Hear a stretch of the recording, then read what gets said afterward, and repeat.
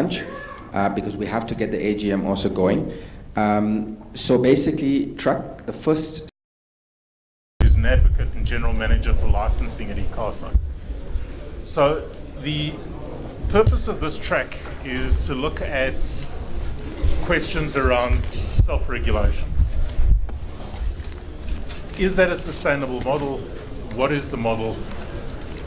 My view, for what it's worth, is that we have, and I mentioned this in the interaction with the Minister, is that we have a pretty effective facilities leasing, or pretty good set of regulations. But unfortunately, the pudding has not been proved in the eating, because it sometimes becomes incredibly difficult to actually access those facilities. Look, for example, at the ongoing saga around access to Telkom's copper loop, and whether or not local loop unbundling is a type of facilities leasing, and the issue that is still ongoing before the regulator in terms of Neotel's request to access Telkom's copper loop. There have been a number of other instances where good regulations have been let down in terms of participants' willingness to engage and the priorities of the regulator to try and get this sector going. We've also seen some really interesting statements coming out of two of the mobile operators in the last few days about their need to share infrastructure and a recognition that infrastructure sharing is actually, to some extent, essential for expanding network coverage. At one stage, some of you are old enough in this room to remember it, at some stage, infrastructure and network coverage was a competitive advantage. You know, if you had more base stations, then you could pick up more customers because your competitor didn't have base stations in that area. Well, now pretty much as everybody has got most areas covered. Now it's the quality of the service that you can push through that. And in order to improve quality of service, you need to upgrade your base stations, you need to upgrade your backhaul, and that leads to a situation where potentially it's unaffordable unless there's greater cooperation. So the question is, that might be the general context. Is that true for Wi-Fi? Can we do it ourselves as an industry, given this is license exempt spectrum? Can we do it ourselves? Do we need to get the regulator involved? Is there a way forward for us to set up codes of conduct, codes of good practice that maybe will enable us going forward? So let's kick off, Jens at the far end of the table, let's kick off views, thoughts on that or any other aspect of infrastructure sharing, collaboration, cooperation, different models. And Brian, I'm not going to ask you to defend the always on model. It's a good one. It's one that I think has certainly seen a lot of benefits, but I'm interested to hear the views. We'll take questions at the end. I'll try within the time given to us to leave a fair amount of time for questions, because I think you've got some interesting views up in the front and some experienced people. I'd rather let you ask them questions instead of just letting the heads talk. Okay, good morning, ladies and gentlemen. Thanks, Mike, for I think from a WISP perspective, so WACO representing the 200 odd members of predominantly WISPs, all sizes. When we look at infrastructure sharing, and I think right now in the current state, when we look at infrastructure sharing, we're talking about sharing the mast and sharing the infrastructure around a mast or a high site. So it includes all of the things like generation, power generation, utility power, cooling facilities possibly, and of course the mast itself. But in my view, the challenge is not just limited to that 3x3 square meter plot of land with the great equipment on it. The bigger issue there is also is the backhaul. And I say that out of my own experience of having done some microwave backhaul planning, where for 2 years I had the towns of Middelburg and Witbank all planned out. but it just wasn't feasible to actually go and deploy those networks because we didn't have enough customers on there to have the critical mass to go and have the feasibility of doing the backhaul. And I think that's true, especially for the smaller players in the market. If you really want an open access kind of a play in that sense, you have to also look at sharing all the way back and sharing, for example, the backhaul. And I welcome the minister's point that there needs to be a minimum standard. I think that's critical. It talks to things like carrier grade and the perceived or the perceived quality of service that people actually get. I think part of the issue in this backhaul scenario is that we think of it as another utility, right? It's kind of funny how we've come to a stage where everybody wanted to do their own infrastructure and all that stuff, and now everybody kind of goes, oh, the costs are coming down, and therefore we need to cut costs. So can we maybe share something where traditionally, we wanted to own that? I think that's kind of the main driver behind people wanting to share. And I'm really hoping that comes down to the backhaul as well, because there was a very important point made in that it's not the network itself, but it's actually the effect of that network. So the presentation done by the city of Joburg. And if we think on that mindset, then our views of sharing is interesting. The last one I want to put in there is interesting as well, is that we have the city of Johannesburg now looking at providing a infrastructure and a backhaul, for example. When traditionally it's always been everybody builds their own. Do we want another parastate? Do we not want another government owning that, or do we want it to be privatized? That's the next bit of complexity in that. Or does it just become another utility like water, electricity that you need in order to do your business?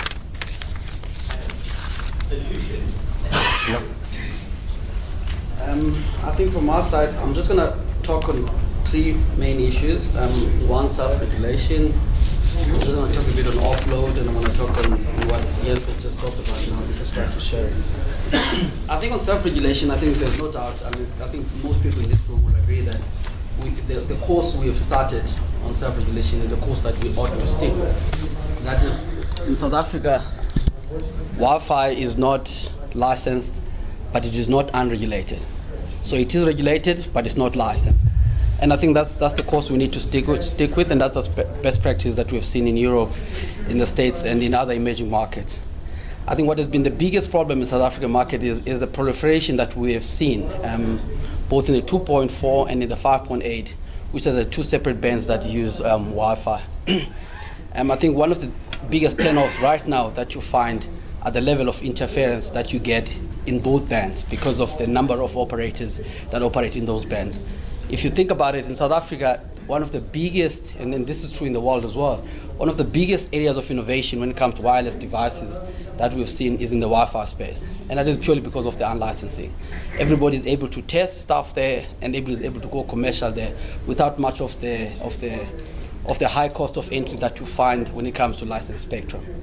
But what is becoming critical is how do you then control interference, and how do you continue to operate in an environment where interference is getting worse and worse on a daily basis.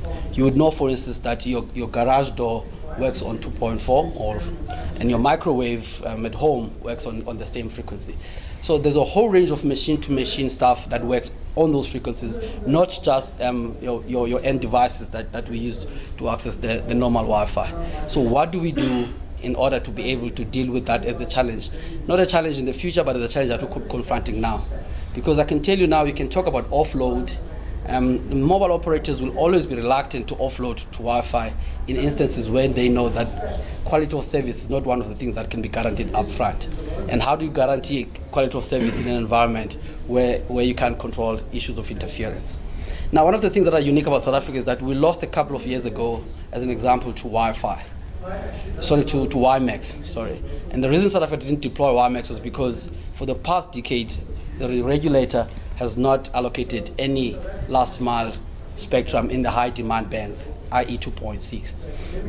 So we saw WiMAX being deployed elsewhere in the world. Whether it was a sustainable technology, that's another debate. But the fact of the matter is that South Africa did not get the benefits of that technology. And I want to say that, again, I suspect in Wi-Fi we're going to be confronted with exactly the same issue. We've seen Europe 10 years ago moving towards 5 gigs as a frequency spectrum that's allocated for Wi-Fi. You would have heard from both presentations in the main presentations there that the world is moving towards 5 gigs as the next layer. If the 802.11 AC standard is based on 5 gigs. And yet in South Africa, we've not, as far as I'm aware, even started talking about lobbying the regulator, or even the regulator saying the best practices that we're seeing so far as to the evolution of Wi-Fi is going towards the 802.11 AC standard, and therefore we must begin to think about what we're going to do around the 5 gigs range. The problem in the past was that the equipment was way too expensive, but I think as we get smartphones and dual band devices, 5 gigs is becoming more and more of a reality. We have to start talking about that conversation. And we don't have to do it 5 years from now, we have to do it now. Because if we wait 5 years, again, we'll find ourselves being passed by major technology and being stuck in the 2.4 where most of the Wi-Fi equipment operates right now. So I think one of the things that I would urge that it becomes a rallying point for this forum immediately when it starts to be up and running is to lobby ICASA to begin to think seriously and very creatively in terms of what frequencies are available in the 5 gigs range and what can therefore be allocated to Wi-Fi going forward. This is also another way of making sure that we achieve some level of uniformity, not with just the rest of the world, but with Africa as well. Because I think we're going to be forced by the equipment sales around the world to move towards that direction. But what we need to do is to make sure that we clear that band if it's not clear right now, and make sure that there's some availability going forward. Europe did it 10 years ago. They're actually now thinking of allocating more spectrum in the 5 gig range. We have not even begun talking about it in South Africa. So that's something that we have to do. I think the second point I've touched on as well is offload. I mean, we know that there are various ways of doing offload when it comes to Wi-Fi. It's either you manually put your phone, so that once you hit a Wi-Fi area, it automatically Wi-Fi takes over. That's one way of doing it. I think most of the offload that we're seeing right now is using that kind of a seamless transition measure. The other one is to effectively, whenever you're in an offload area, is to actually search for whatever Wi-Fi networks are in there, and then direct your phone to pick up, and where the passwords, you use a password. And the final one and the last one, and which is where the monetizing comes in place, is when mobile operators do it. They do it themselves, essentially to their own customers whenever they hit a certain Wi-Fi area. Again, I think from a monetizing perspective, this is going to be critical going forward. We don't see it happening a lot in South Africa compared to Europe. And the reason for that, again, I've touched on, is because I think there's no trust right now in terms of the kind of service level agreements that they are able to get from Wi-Fi operators because of level of interference. And again, if this forum, and hopefully with people in this room joining the Wi-Fi forum, this becomes a rallying point again, I think you will find that there's immediately going to be a lot of interest, and we're going to be able to use that kind of monetizing approach to drive Wi-Fi and this capability going forward. The last thing I want to speak to, Mike, without taking too much time, is infrastructure sharing. With South Africa getting, as an example, so many undersea cables coming in both from the east and the west side of the country, one of the things that have become cheapest or most accessible is international bandwidth, which was not the case 10 years ago. And with the lack of, on the last mile front, with the lack of LLU, which we're not likely to get in South Africa anytime soon, the emergence of Wi-Fi, for instance, has now become a very viable alternative as an access technology. But I think, as Jens said earlier on, Wi-Fi only acts on the very last mile on the edge of the network. If you look at the wholesale layer, which is very important, because ultimately that's the layer you use to connect to the backhaul layer. That's the layer you use to connect to the infrastructure. That remains the most expensive layer in the South African telecommunications market right now. So if you're coming from Cape Town and bringing traffic all the way to Joburg, the most expensive layer in that link will be the one between Cape Town. From once we hit the land from undersea all the way to the last mile. That has now become the most expensive layer in that whole ecosystem within which Wi-Fi operates in. And again, I think as this forum, we ought to take that as another area where we say, what happens from a wholesale access to that layer? Because any wholesale access to that layer will automatically generate a lot of interest and a lot of ease of entry to the operators that operate on the edge, which is where Wi-Fi sits. Thank you, that's my Sia, thank you. I think there's some really interesting and useful comments over there. The one thing that I was struck when you were talking about interference, I remember being in Lagos a couple of years ago, and I couldn't understand why when I was connected to the hotel Wi-Fi, performance would just drop, and then it would improve, and then it would drop again. So I asked one of the guys there, well, what's the story? And he says, no, talking about software-defined networks, the little Linksys routers, given that they run on Linux, you can program them. And what the guys would do is when they would start seeing interference, they would just ramp up their radios. So then they would drown out the neighbors. Then the neighbors would ramp up their radios and they would drown them out. And you'd have this, the equivalent of neighbors shouting at the top of their voices to get heard inside the house because the guys next door are shouting so loudly in their own home that you can't hear at normal volumes. And I think that's a really relevant consideration that we've got to factor in, because if you're just ramping up your output to try and increase your range without considering your neighbors, you're looking for problems, right? Sure, I always hate talking after Sia because the temptation is just to go, well, whatever he said. But maybe I should. That's perfectly acceptable. Yeah, can I just hit the like button? No, I think just building on what Jens and Sia said, I think it's quite useful when you're thinking about self-regulation and facility sharing to sort of think about the categories of services that you could potentially offer. So without diving into any of the specific technologies, I think category one, and we can argue in the break about where the borders of each of the categories could be, but category one would include what I would consider to be almost your no-brainer services, the kind of things that you should actually just do facility sharing because it just makes sense in terms of economies of scale and cost sharing, and there's absolutely no strategic advantage in owning a mast, owning the power, and I include backhaul in that. So we can argue about whether backhaul should or shouldn't be part of that. Category two, you could call basically your best effort type services. So the kind of things most of us think about when we think about Wi-Fi, and most of your lay people when they talk about, it's kind of like your best effort coffee shop, home, hotspot type of service with no real qualities of service associated other than can I get a signal, can I transmit something. Where things get, and now the issues around facility sharing start to get a bit more challenging the higher up the categories you go. So category three, and again we can argue about where the boundaries of the category would be all of the things where we kind of talk about what carrier grade Wi-Fi may or may not be. So carrier grade Wi-Fi, if you're just talking about data, would be something that would provide you with enough backhaul and sufficient access point coverage and all of the necessary sorts of things and the necessary technologies to actually adequately allow a mobile operator to go, you know what, if I've got a user who's on LTE or 3G or whatever it is, I'm very happy to offload that data to actually do cost saving, all of the things that Ton spoke about in his presentation earlier. So having said that, you're starting to now get into the territory of where people are not necessarily going to want to do sharing because of the fact that they want that control. So getting back to the whole point about self-regulation, if we can learn to play nicely together, the more we can learn to play nicely, and this is all of the people who potentially, or all of the organizations and stakeholders that are involved. So it's the small players, it's the medium-sized players, it's the mobile operators, it's the fixed line players, and it's also local government. So everybody, those are all the stakeholders that are involved. And I'm excluding customers from that as well. So to some extent, the customers are the ones who are on the receiving end of whatever quality. So immediately now that you're in category three, doing data offload, you've got to create an environment whereby mobile operators particularly are going to be happy to actually offload some of that data and do some of that cost sharing, because the instinct is always to control that. And that becomes problematic, because if everybody wants to control that user experience, then everybody wants to put their own equipment in, and that becomes problematic. Even more so when you're talking about voice offload, because again, telecommunications operators are very sensitive to quality of voice. I know that sounds, for those of us who have very, very poor voice quality, it sounds ludicrous, but they really are. And then to make things even harder, the regulator quality of service regulator. Absolutely. So to make things even harder, when you start talking about what operators are starting to call strategic services platforms, so those are some of the things that I alluded to in terms of hyperlocation analytics, all of those sorts of things. The guys across the way, they're talking about Internet of Things and a whole lot of stuff that we haven't even thought of yet.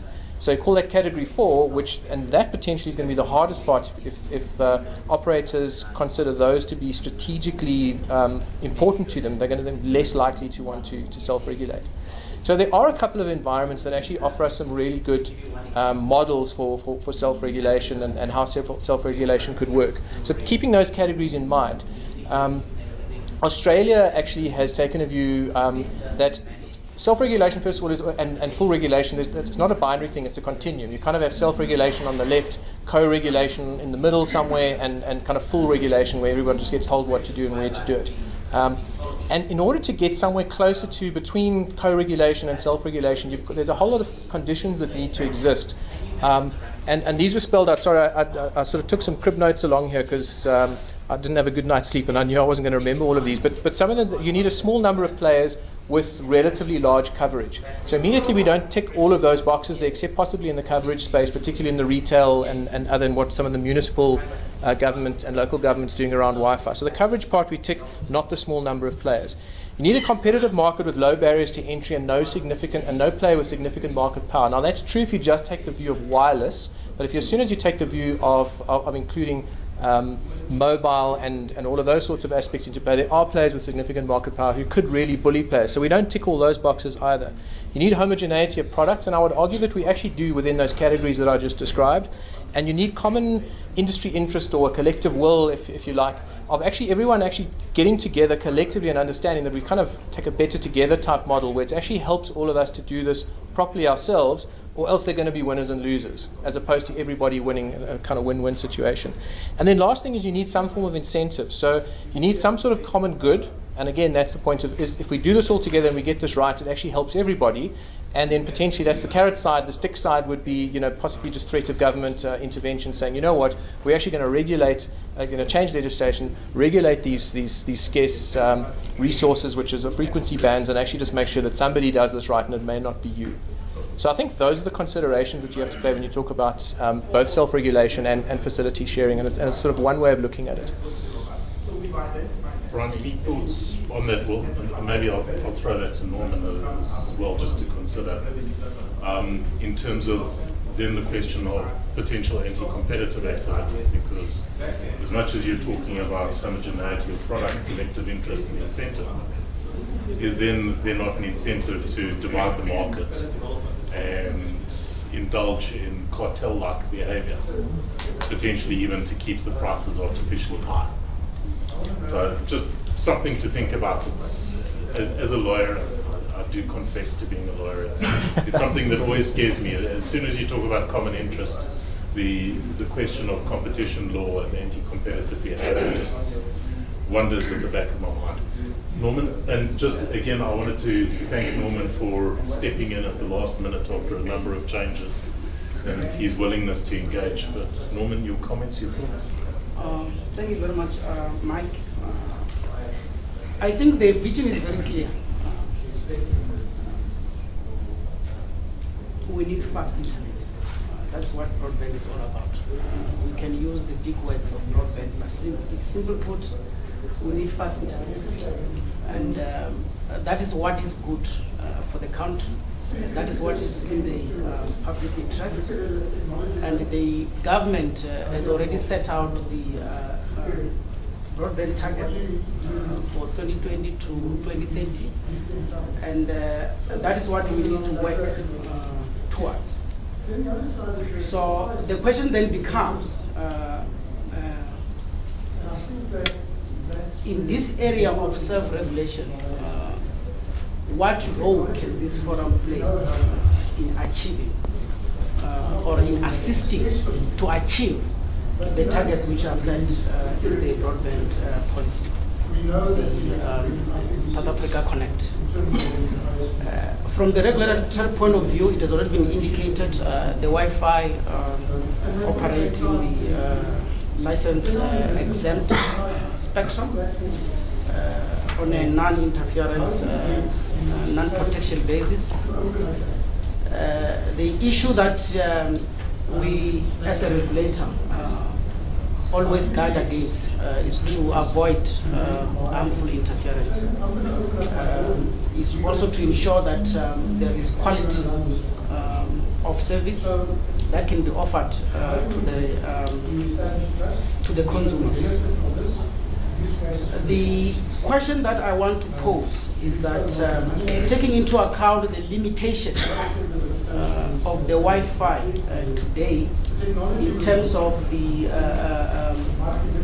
transmitter power output, as well as in relation to the radiated power, do we think with the current limits Wi-Fi would be best positioned to assist in achieving the broadband targets?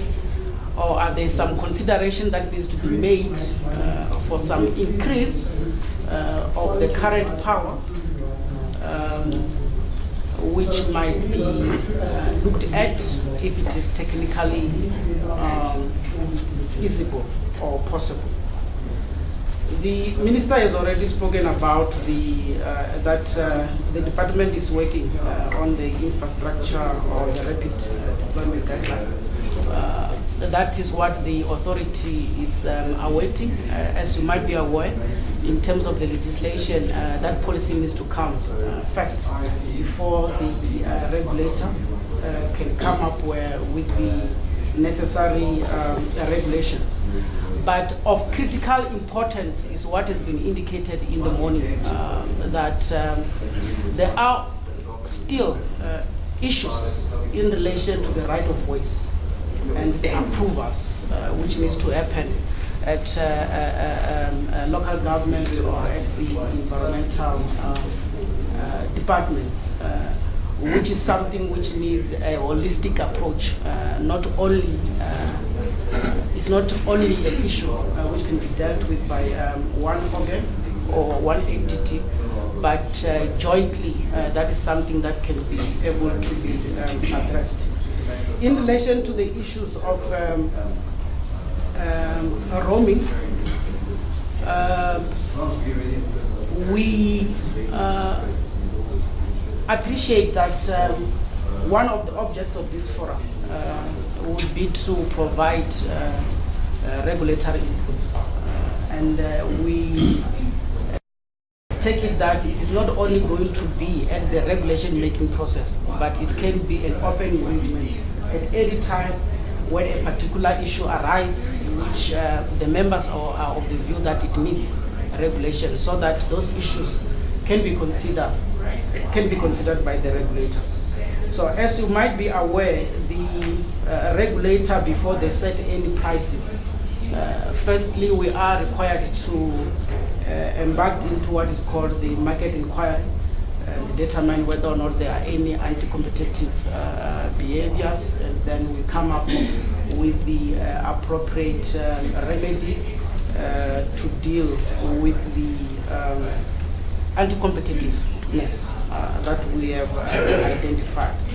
But I think with the formation of this forum, the issue of roaming, as you are aware, it is a commercial arrangement for now. It is not something that the authority has regulated, because for us to do that, we need to go into a market inquiry process and determine who has the significant market power. But as a forum, I think you might be able to engage at an appropriate level on the principles and some guidelines, without necessarily that behavior being seen as collusion, if I might put it like that. Thanks, Mike. So if I can paraphrase in using my own words, guys, if you can get it right, it saves the regulator a lot of time and effort to focus on other issues, and they've got a lot of other issues to focus on. So please get it right. That makes sense. I'm going to open to the floor in a second, but one question that I think primarily to Jens, but quite possibly to the others.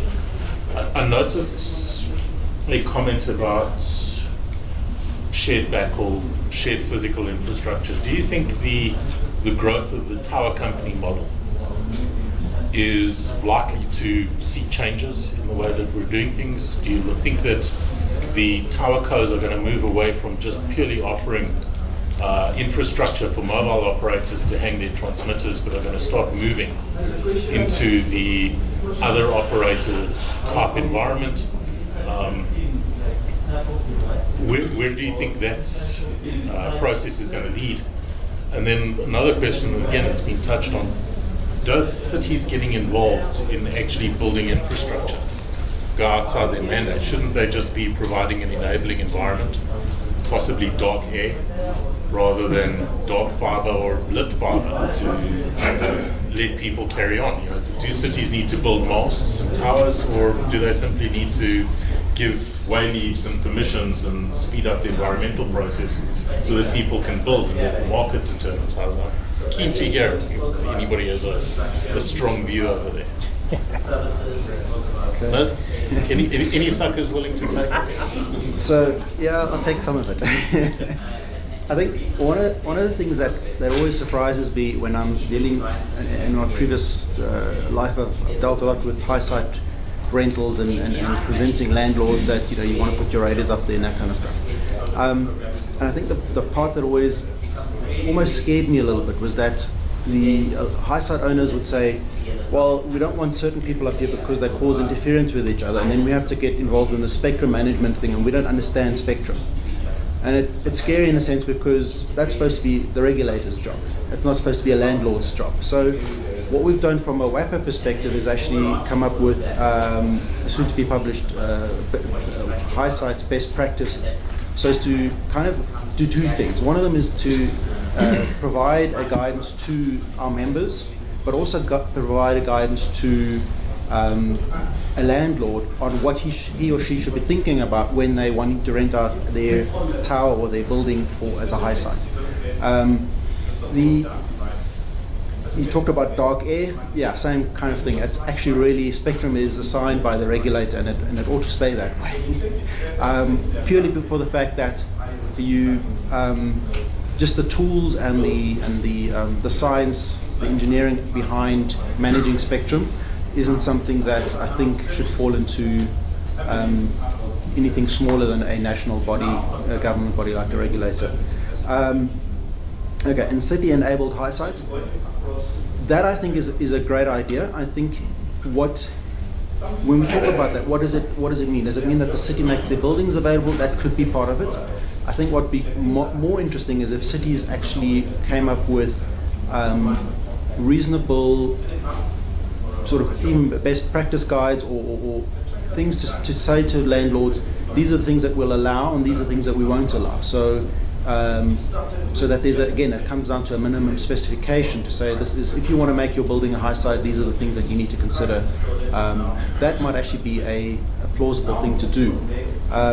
Although but you wouldn't want to see bylaws which says that subject to appropriate environmental controls that exactly, one has to you can be forced to make your building available and actually set indicative rentals so that we're not potentially facing exploitation from landlords who are looking at extracting rent for an unused portion at the top of their building. I think for the most part that actually self-regulates itself, where market values will be determined by a supply and demand kind of scenario. But I agree with you when I say that it's in terms of, it needs to be in terms of an enabling function, and maybe it's more just an informative and an educational part of a city to say, these are the things that we could be doing on the top of your building in order to enable rapid deployment of for example, wireless equipment, and these are the benefits that we see as a city and so on as a community. Those are the kind of ideas I'm having. But I agree, one has to be very careful with bylaws that they don't end up becoming so constrictive that you end up not being able to put fiber in the ground and radios on the. How are you going to do it then, right? Great. Jens, let me call it over there because by my watch we've got 10 minutes to go. Let's give other people a chance to talk. Questions, comments, violent disagreements with what's been said. Maybe a comment on this side. And, Sorry, if you wouldn't mind just introducing yourself in brief. Anthony Engelbrecht from Gyrus Technologies. Jens, obviously the comment makes about dark air is a very interesting concept, but we're already entertaining wholesale relationships with other wireless operators, especially looking at the rural areas where they have infrastructure but they're not able to necessarily get clients and vice versa.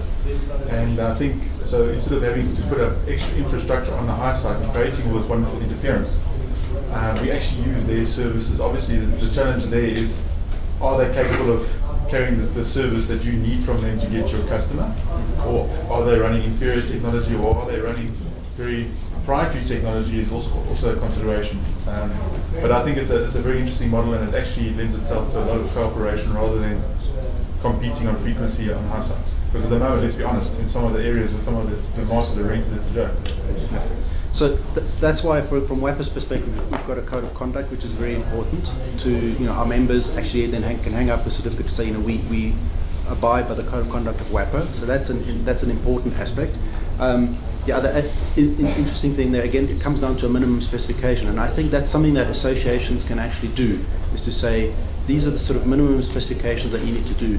I see that in my day job where I get confronted by folk who are trying to become their own network operators purely because they don't trust the ISPs that they're buying it off, and what it normally boils down to is contention ratios. You have no way of monitoring or actually measuring what contention ratios you really are getting, and that causes people to then try and do their own thing, and I think that's a challenge also. That again, from an association perspective, we can actually kind of say, this is what our members need to be abiding to. Well, I've learned something new, because when in the fiber play we talk about dark air, we're talking about ducts buried underground that we can push fiber through. But it seems the wireless guys are talking about dark air in a different context. I like it. It makes a lot of sense. Any other comments, questions? Yes. Mike, it's just Introduce yourself. It's Jeff Blackman here. In the last few years, I've been hearing this common from both government to a national government level, talking about this non-duplication of network assets, world trade finance, and type of stuff. And you touched on it, and we talked about the critical aspect of local deployment guidelines.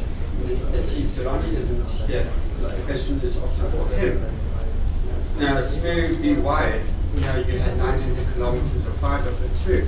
Now, I didn't get a love letter from the city of Johannesburg like I get from Cape Town, saying, do you want to be part of this trenching mechanism thing? Do you want to roll your fiber?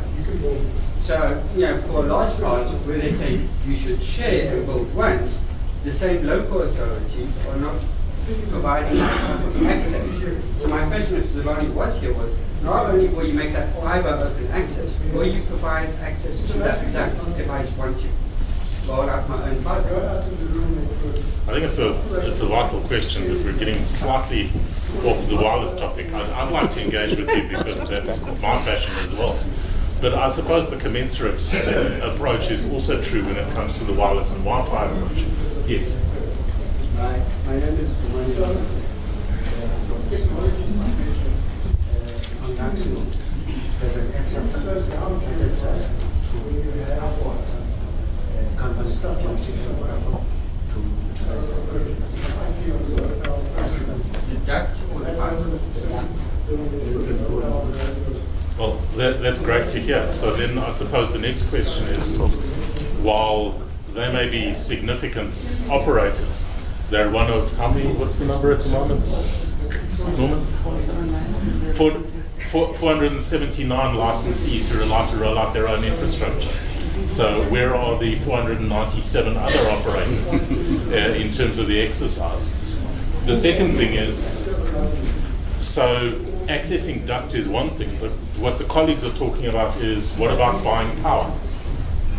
If you've got clean power and generator and backup and UPS, do you have to put your own power down at a site? And the second thing is, are those towers designed to hang multiple radios from them, or have they been designed for one set of radios and you've got to hang on a wholesale basis, or have the towers been designed for multiple operators? And then they haven't been designed for 497 operators.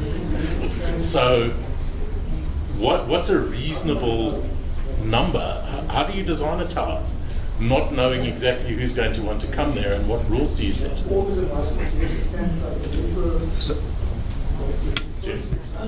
I'm quite new to the whole sort of wireless. Sorry, I'm supposed to. Jenny from ISPA today. I'm quite new to the whole sort of wireless arena. One of the things that I've come up against, and I'm not quite sure why it is that certain buildings or POPs or people who've got POPs on buildings, etc., will not allow under any circumstances for unlicensed bandwidth to be plugged in. They want it to be licensed bandwidth only. And I just wondered if there was a reason for that, or what is the paranoia around it? So it boils down to the fact that I'll try and swat two flies at once here. You've got a high site, you've got a landlord that owns the high site, you have somebody that's already on the high site, you get one or two other WISPs coming along putting the antennas on this as well. They start to cause interference with each other. Because it's license exempt, the regulator doesn't have to get involved, because you're not paying a spectrum license for this. It's in that sense self-regulating, right? What do the guys do? They go, but hold on, Mr. Landlord, I'm paying you 3,000 Rand a month as an example, right? And I can't use this because of the interference. You need to sort out the other guy. And that's the fight that a landlord who's, a building owner, he doesn't want to get involved in that. That's the underlying problem. And so that's why I made the comment earlier. They then say they don't want this because they don't want to get involved in the spectrum management, which isn't their role.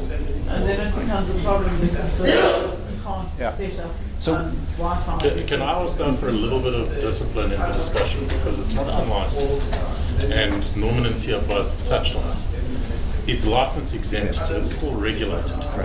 So there are limitations on power output. There are considerations that need to be factored in. It's not a free-for-all space, and I think that's one of the ideas of the Wi-Fi forum, potentially to say, well, it's not a free-for-all. Maybe it's been operating that way up until now, but we actually need to set some standards. Now, there are going to be some people who don't like that, because they've been on the Wild West side of the industry, doing what they like, ramping up their power outputs. There are others who are saying, that's brilliant, because then we can actually constructively engage with each other in the licensing bands to try and mitigate interference and to try and rationalize it. Just a thought. Anything else from the audience, because we're going to need to wrap up reasonably soon. Yes, please. Solid Joy from Nifracom. Okay.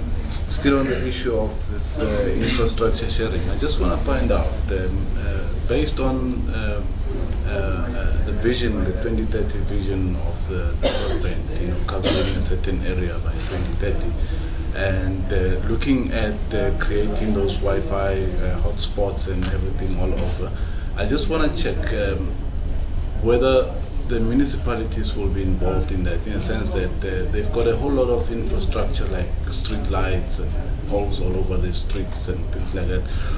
Will they be, or will they allow us to use that infrastructure for us to be able to have an access point?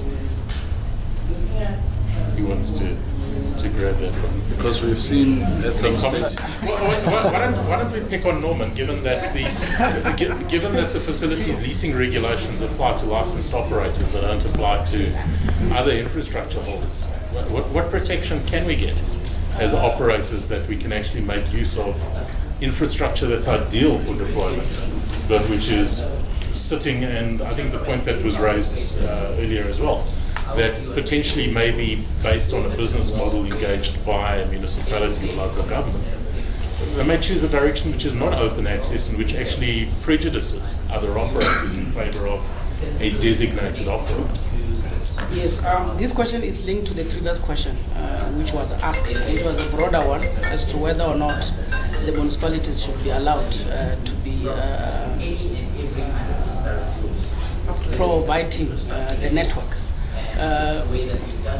For me, it is a broader issue, but what I'm happy about is that this forum, when it gets established, my view is that it's not only going to be limited to give inputs to the regulatory measures, but also at a policy level. If there are certain things that needs a policy, I think it will be this establishment that will be able to provide some recommendation, but based on the research and the consultation that it had with its members, so that the policymakers can consider those inputs in their decision.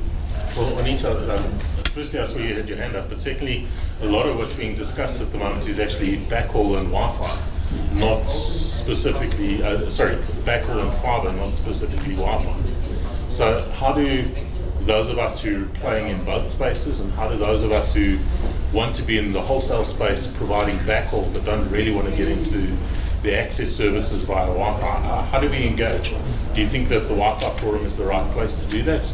Or do we use FTTH Council? What's your view over there? Sorry, I'm putting you on. You've got to pay our exorbitant membership fees. Now I'm joking.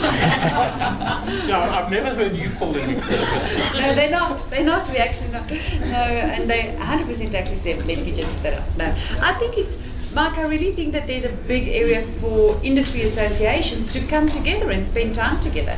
You know, it's not, we definitely as a lobby group for fibre penetration we don't act in isolation. Neither do, you know, the GSMA or anybody else for that matter, WAPA or, you know, the Wi-Fi forum. I've spoken, is Ant in here? Ant and I had a discussion the other day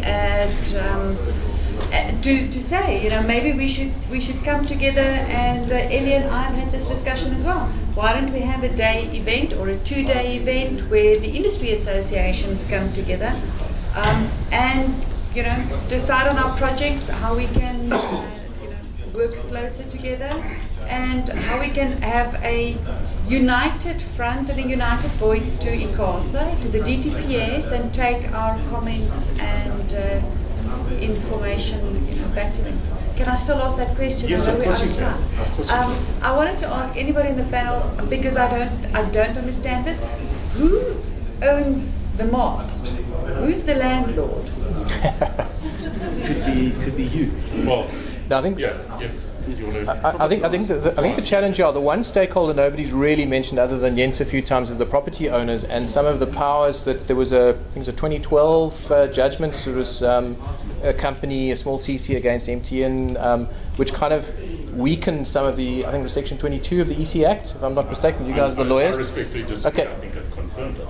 Oh, well, whatever the case is, it basically put property owners front and center as yet another stakeholder in this whole space, to say property owners have got a lot more rights and a lot more power and the ability to, you know, previously your operators tended to be, let me use an unfair term just to be quick about it, slightly bullying about how they did things in terms of where they put their masts up, etc. And it took some of that power away, not all of it, from the operators.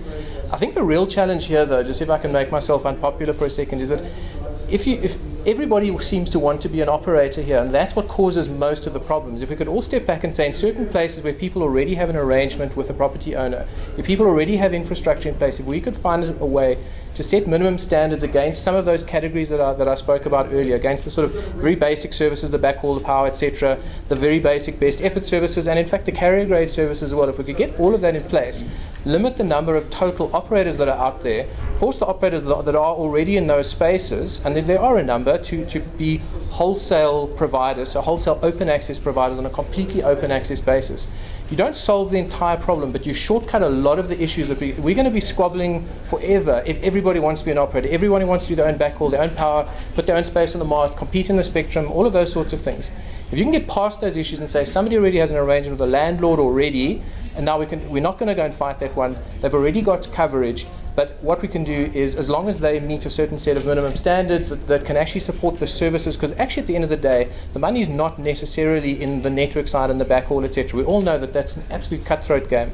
The real money is actually in the higher end. Everyone knows the money's up the stack. Why are we all fighting at the bottom end of the stack? That's really just possibly an unpopular point, but something if we get that right, it could work. I think it's well taken. If you look at what companies like Dark Fiber Africa and Metro Fiber have done in the fixed line market, by saying, that's fine, we don't really plan on competing, though they are slowly climbing the stack. But we're going to build on a wholesale access and give you wholesale access to infrastructure so that you don't have to build. And the reality is that if it's good enough and it's on reasonable commercial terms, you're not going to build. Unless it's incredibly strategic, or unless their pricing is crazy, or they're out of capacity and their service levels are low. Why build? And most of us in this room who operate networks have taken dark fibers from DFA, have taken last mile from Metro Fiber. There's no sense, and especially in built-up areas.